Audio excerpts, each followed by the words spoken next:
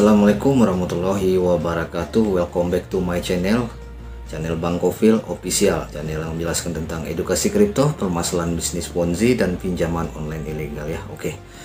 Oke, saya harap buat teman-teman semuanya ya sehat selalu, dan yang menonton video saya ini dan yang menekan tombol subscribe dan menyalakan loncengnya selalu diberi kemudahan dan diperlancar rezekinya ya teman-teman ya. Amin. Oke teman-teman ya. Ini ya, saya baru saja menerima ya laporan dari teman-teman ya, teman-teman penonton setia Bang Gofil di grup pinjol khusus ya, di grup pinjol khusus channel Bang Gofil Official. Nah seperti ini ya laporannya gitu, teman bisa lihat gitu ya. Nah sahabat channel Bang Gofil Official ini gitu ya, ceritanya dia galbay ya di fintech syariah ya, fintech syariah, APK fintech syariah, pinjaman online fintech syariah gitu ya. Seperti teman-teman lihat ya, sudah galbay berapa hari lah gitu ya, yang saya dapat gitu. Dia udah berapa kali galbay, dia bilang dia diteror dan dia diancam seperti ini ya, yang seperti di WA yang ada di gambar di layar teman-teman ya. Dia diancam akan dipidanakan gitu. Nah gitu kan. Nah, teror seperti ini yang sering diterima oleh debitur ya, debitur pinjaman online gitu ya. Teror seperti ini yang sering terjadi kan. Nah ini contohnya yang di fintech syariah. Dan fintech syariah selalu kalau dia ya melakukan penagihan kepada nasabahnya ya, apabila nasabahnya galbay, dia selalu mengeluarkan kata-kata maut seperti ini gitu di WhatsApp gitu ya, mengirim WhatsApp maut seperti ini gitu. Nah timbul pertanyaan sekarang ya, banyak yang menanyakan gitu, apakah benar bisa dipidana para debitur yang galbay di pinjaman online gitu, apakah bisa dipidana gitu seperti yang mereka sampaikan di WhatsApp mereka gitu, apakah bisa? Nah kan gitu kan, yang jadi pertanyaannya kan seperti itu, apakah bisa Pak gitu, saya galbay di fintech syariah udah berapa tahun gitu ya, anggap gitu, atau berapa bulan, apakah saya bisa dipidanakan? Nah itu jadi pertanyaan kan, jadi pertanyaan teman-teman semua kan gitu, yang sekarang masih galbay, mungkin bukan di fintech syariah aja, mungkin di aplikasi lain. Oke, gini, saya coba untuk beri pencerahan buat teman-teman semuanya ya, semoga video ini bisa bermanfaat lah gitu. Jadi gini teman-teman ya, yang namanya pinjaman ya, apapun bentuknya, pinjaman online, apalagi pinjaman yang secara offline gitu ya, itu tidak masuk dalam ranah pidana gitu, seperti yang dikeluarkan oleh si debt collector dari fintech syariah ini gitu. Tidak akan pernah ada yang namanya pidana, itu tidak masuk gitu ya. Itu sudah sesuai ya di peraturan OJK gitu ya. Dan pinjaman online ini itu ada perjanjian antara debitur dan pemberi pinjaman gitu. Itu ada perjanjiannya dan itu dinamakan oleh hukum perdata teman-teman. Nah jadi hal ini tidak bisa dipidanakan. Nah itu tidak bisa dipidanakan teman-teman. Walaupun mereka mengatakan bahwa mereka akan mengancam teman-teman semuanya, akan menjebloskan teman-teman ke penjara ya, dan mereka akan membawa polisi dan mereka akan membayar pengacara dan sebagainya. Selama itu namanya pinjaman, yang namanya pinjaman yang ada akad ya, perjanjian antara debitur dan pemberi pinjaman, bisa dikatakan itu adalah tetap namanya perdata teman-teman. Jadi ya saya juga mewanti-wanti dan mengingatkan ya kepada teman-teman semuanya ya, yang sekarang galbay, sering diancam dengan menggunakan WA seperti itu.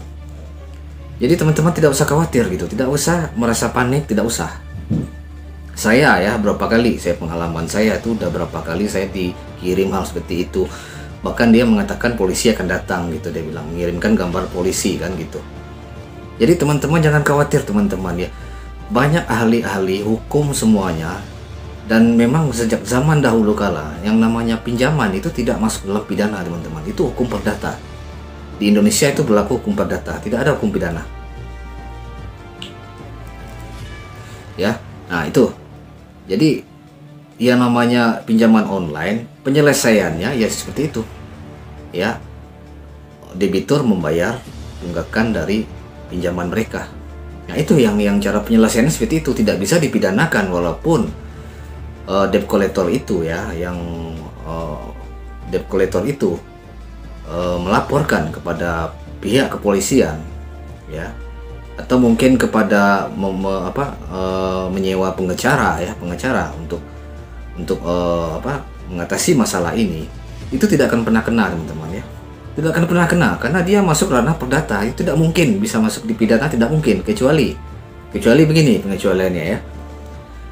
Kalau debitur itu ya dia ditagih ya, lalu dia menemui si debt collector itu, lalu si debitur itu melakukan pemukulan ya, kekerasan kepada si penagih utang itu. Nah itu baru bisa dibilang pidana, itu teman-teman. Nah kalau perjanjian utang ini tidak masuk dalam pidana, dia masuk dalam perdata. Nah itu saja teman-teman ya, pokok perjanjiannya dan hukumnya itu aja gitu, perdata gitu. Jadi yang teman-teman ini risaukan seperti ini ya, ini saya rasa ini tidak perlu dirisaukan teman-teman ya. Ya caranya ya, jadi timbul pertanyaan seperti ini, bagaimana caranya untuk mengatasinya Pak kalau begitu Pak gitu. Cara mengatasinya seperti itu, teman-teman lunasin hutangnya gitu, itu aja.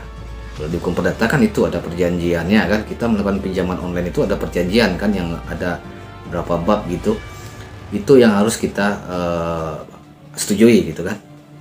Jadi kita melakukan pinjaman nanti ada data yang harus kita baca kan, kita setujui gitu, akhirnya kita minjam gitu kan. Nah, hanya perjanjian antara dua belah pihak gitu. Ya, tidak ada yang namanya pidana. Pidana tidak ada di sini gitu. Jadi fintech syariah ya, debt collector dari fintech syariah yang mengirim WA yang seperti ini itu hanya sebagai gertakan saja kalau menurut saya gitu ya, hanya sebagai ancaman saja gitu, tidak lebih gitu. Ya. Mereka juga tidak akan bisa dan tak akan pernah bisa mereka menjebloskan Anda ke penjara, tidak akan bisa. Karena dia tidak ada di undang-undang ya, hukum gitu, tidak ada dalam pidana, itu tidak ada teman-teman. Kecuali yang saya jelaskan tadi, Anda melakukan pemukulan kepada si penagih utang ya, Anda debitur misalkan, Anda memukul, nah itu baru bisa Anda bisa dikatakan bahwa Anda bisa dalam ini pidana gitu ya. Nah itu teman-teman. Jadi cara pemecahannya begini teman-teman ya, teman-teman tetap ya tenang gitu. Cara pencegahannya ya udah teman-teman bayar pokok utangnya saja berapa gitu ya, bayar pokok utangnya saja berapa. Nah itu yang dibayar, tidak lebih dari itu, bayar itu aja untuk menghindari masalah-masalah ini lagi gitu ya. Jadi teman-teman jangan khawatir, jangan panik. Apabila mau galbay ada triknya gitu ya, di video saya sebelumnya telah saya share gitu.